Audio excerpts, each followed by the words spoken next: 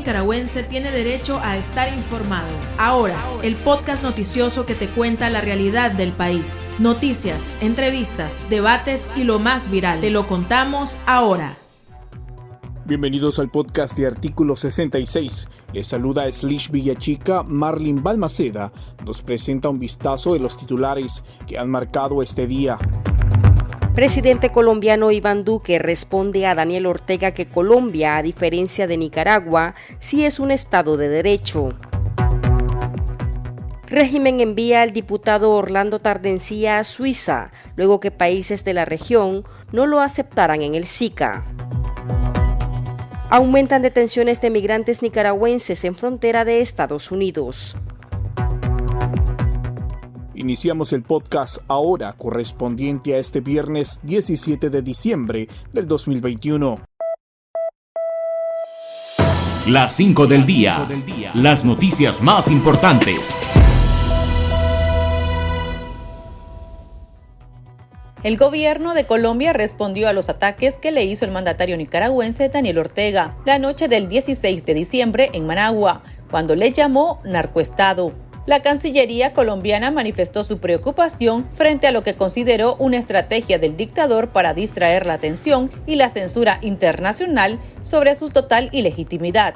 El gobierno de Iván Duque respondió que hoy la calidad democrática de Nicaragua tiene el tamaño de su dictador y Colombia, a diferencia de lo que ocurre en Nicaragua, es un Estado de Derecho.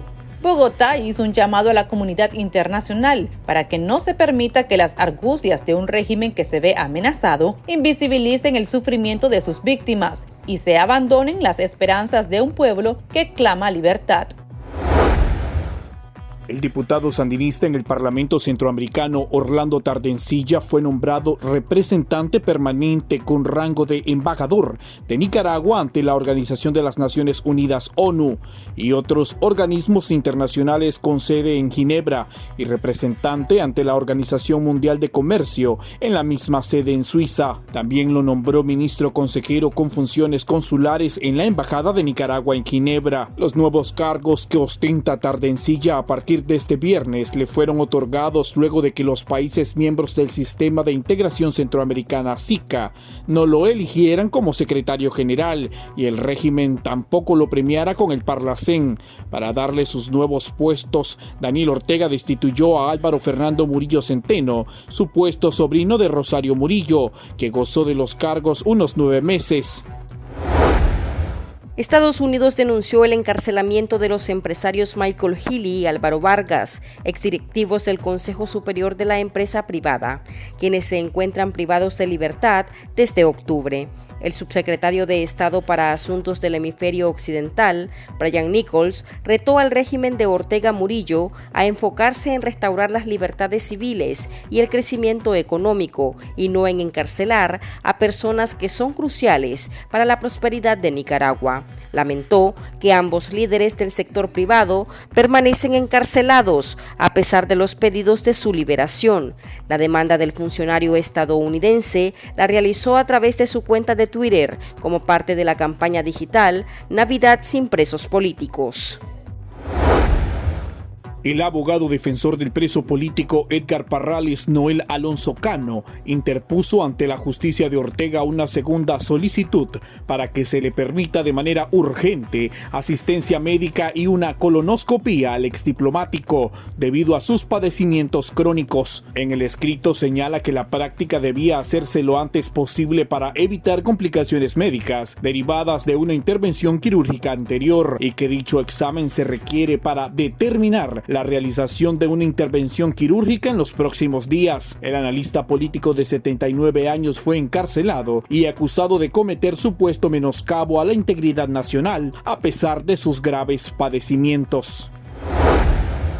Nicaragua recibió más de 1.200.000 dosis de la vacuna AstraZeneca, compradas a través del fondo rotatorio de la OPS. La vocera del régimen, Rosario Murillo, manifestó que la cantidad corresponde al 50% de lo comprado, por un monto de $15.8 millones, y seguirán coordinando con la organización una segunda entrega en el 2022. Es la primera vez que la administración de Ortega compra la vacuna autorizada. El Pulso. Le medimos el ritmo a la realidad.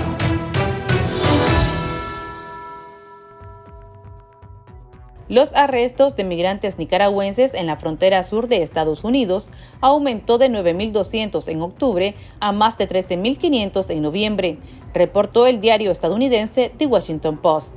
De acuerdo a datos preliminares de la Oficina de Aduanas y Protección Fronteriza de Estados Unidos, las detenciones de migrantes de diferentes nacionalidades aumentaron en noviembre, por primera vez desde el mes de julio, principalmente con el arresto de familias migrantes, adultos solteros y menores de edad que viajaban sin protección de sus padres y madres. El éxodo de nicaragüenses aumentó con la persecución política que se desató en 2018. Jóvenes y líderes gremiales han decidido buscar mejores oportunidades en el país norteamericano. La ex rea política Kenia Gutiérrez Gómez, originaria de Chinandega y lideresa del movimiento campesino, es una de ellas. Escuchemos su relato brindado al periodista Noel Miranda de Artículo 66. Sabemos que en el mes de mayo empezaron a facturar los opositores. Yo en el mes de abril de este año, por la situación económica, tuve que regresar a vivir a mi casa, después de que de tanto tiempo pues se habían dado de casas de seguridad del departamento de Managua, yo en el departamento de León. Ya no pude más y tuve que regresar a mi casa. De inmediato empezó el asedio y la persecución. No podía tener tranquilidad ni de día ni de noche.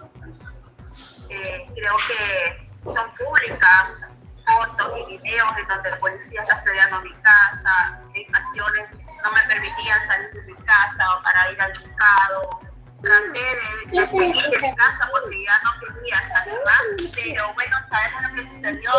Siguieron las encarcelaciones. Y el 5 de julio fue recapturado nuevamente entre Dinaba, la Comañena y Melomena. Entonces, gracias a Dios que logré salir el 7 de julio desde mi casa. Había muchas personas de vecinos que mandaban mensajes de texto diciendo que andaban los rumores de la policía diciendo que me iban a llevar preso de nuevo, que iban a allanar mi casa. Debido a eso, pues lo que hice fue salir. O sea, fueron muchas noches de desvelo.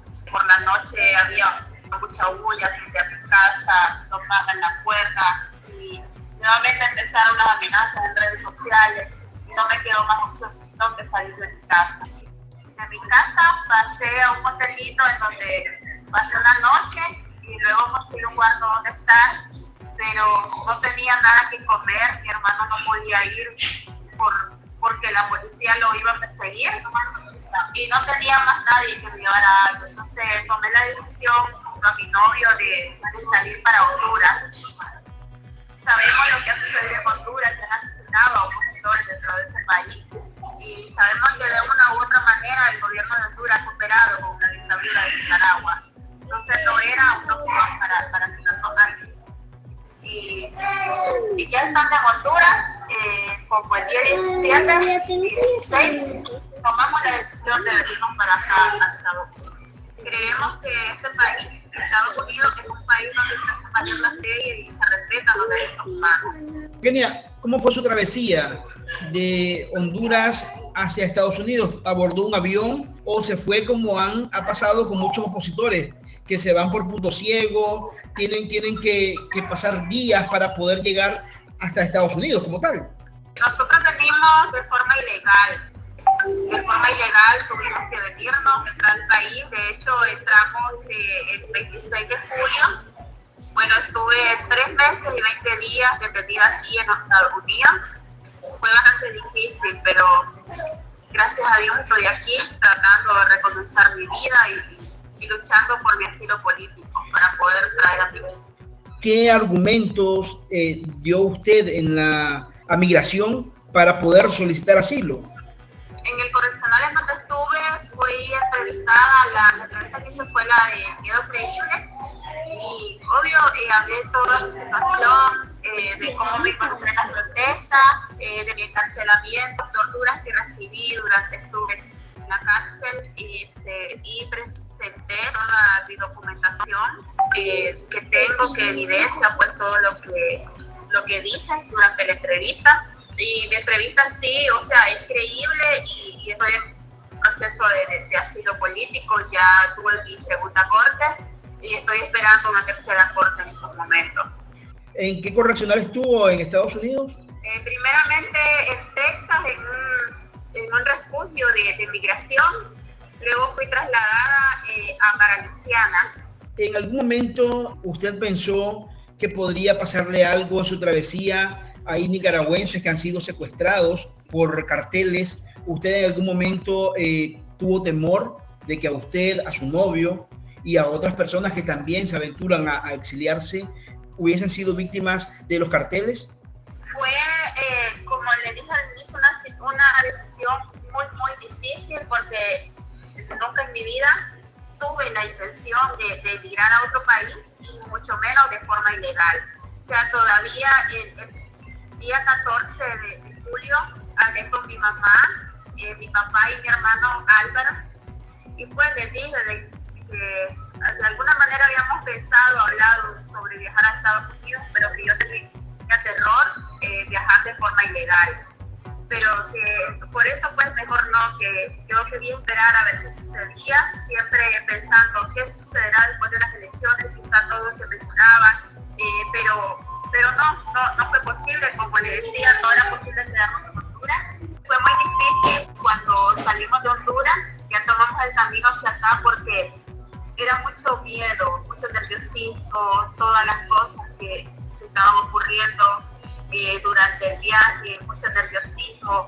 Solamente se hablaba de que los carteles podían secuestrarnos y cosas así. Entonces fue muy difícil. Quiero decirles que también nos tocó viajar durante más de 14 horas en uno de esos contenedores. Yo le dije a mi novio cómo la gente se expone su vida al viajar en algo así. Y luego nos tocó a nosotros. Yo honestamente no podía creer que venía en un contenedor de eso. Fue algo muy duro, traumático, porque muchas mujeres se desmayaron. La gente llegó a un punto que gritaban, golpeaban el cartel y decían: no importa que inmigración nos agarre, queremos salir de aquí. Fue muy difícil. ¿Cuántas personas viajaron en ese contenedor, Kenia? Eran alrededor de 200 personas, porque tenía 2 pisos ese furgón, y las personas que íbamos abajo en el primer piso no podíamos ni siquiera pararnos. Íbamos súper apretados, y en la parte de arriba iba la misma cantidad de gente o más.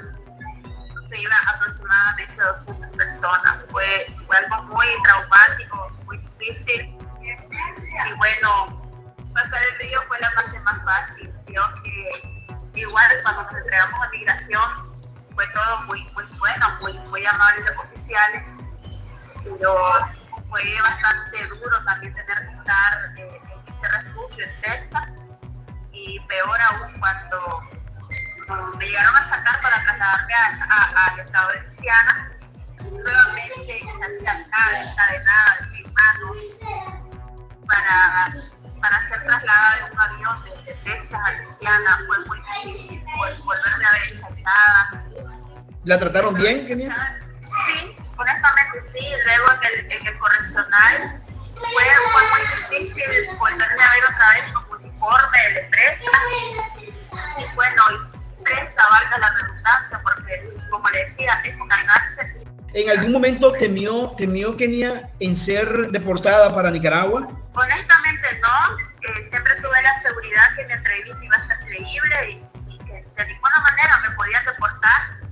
Yo dejé claro desde el principio mi situación y el por qué no podía regresar a Nicaragua. Y yo dije claro, no, prefiero estar aquí presa toda mi vida, pero no volver a Nicaragua. Me trataron bien, estuve recibiendo atención médica, atención psicológica. Al final, bueno, estoy aquí. Creo que todas esas cosas difíciles que me ha tocado vivir solo han servido para fortalecerme y para motivarme a continuar luchando de alguna manera contra la dictadura y por la libertad de nuestro país.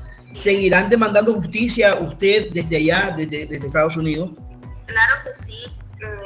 el hecho de haber salido de mi país no significa que voy a dejar o abandonar esta lucha. Al contrario, lo que más quiero es continuar en esta lucha. Debemos luchar hasta el final porque tenemos que lograr la libertad de nuestros presos políticos y la libertad de Nicaragua. Tenemos que luchar por la restitución de nuestros derechos constitucionales. Y no es posible simplemente quedarnos callados. Creo que el hecho de mi decisión de haber salido al exilio fue precisamente porque no quería y no iba a permitir que nuevamente silenciaran mi voz. Desde aquí, del exilio, yo puedo continuar mi lucha por la libertad de nuestro país. Sé que mi familia está allá, mis hijos están allá y corren peligro, pero no voy a callar, no voy a apartarme de esta lucha. Ortega, según las elecciones que él hizo, se va a quedar en el poder por 5 años más. ¿Aguantará el pueblo nicaragüense? ¿Aguantarán ustedes los exiliados 5 años más a Ortega? No, el 7 de noviembre no se puede decir que fueron elecciones, fue una completa farsa electoral lo que hubo. Fue realmente una farsa. O sea, es algo increíble después de haber encarcelado a 7 precandidatos presidenciales y varios opositores. Hizo todo lo posible por quitar toda competencia para volver él a quedarse en el poder.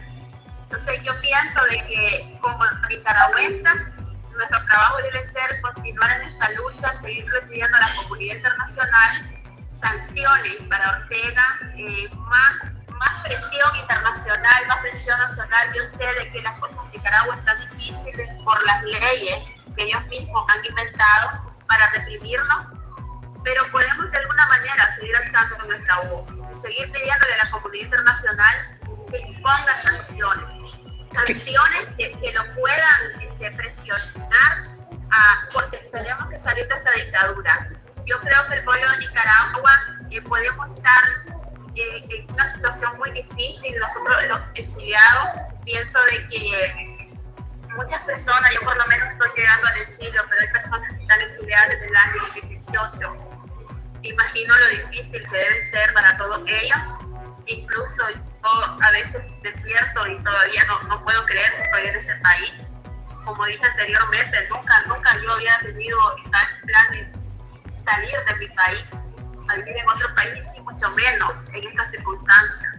Pero aún con ese sentimiento, pienso que no podemos callar, no podemos rendirnos.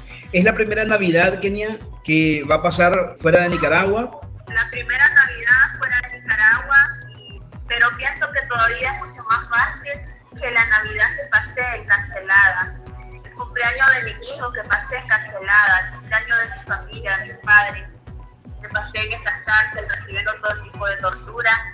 Siempre tuve en mi mente desde que salí de Honduras hasta acá. He tenido esas palabras de mi madre y de mi padre que cuando me dijeron el 14 de julio, hija, andate, salí del país. Mi mamá me dijo, te prefiero fuera, lejos de nosotros, de presa. Exilio vas a poder llamarnos, vamos a poder saber que está bien, y estando en una cárcel no. Siento que me vine con la bendición de mi padre, de mis hijos, de mis hermanos. De hecho, yo ni siquiera me pude despedir de mis hijos, porque en el momento que salí de mi casa fue, un momento tan deprisa que no pude decirle a mi hijo ni darle un abrazo, me voy. En ese momento en que la policía no estaba ahí ni para militar estaban ahí. Las noticias más destacadas, el ritmo de la realidad nacional y debates para comprender el panorama social. Ahora, el podcast informativo sobre Nicaragua.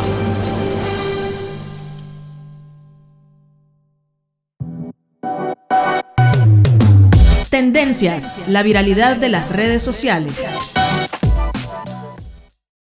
María Alejandra Arévalo Oviedo, hija de la defensora de derechos humanos y presa política María del Socorro Oviedo, ganó una beca completa en la Universidad Americana por excelencia académica. La joven fue la mejor estudiante de la generación 2021 del Colegio Teresiano en Managua y su discurso de graduación lo dedicó a su madre por defender a personas inocentes y buscar la justicia y libertad de Nicaragua. La joven fue felicitada por muchos usuarios de las redes sociales.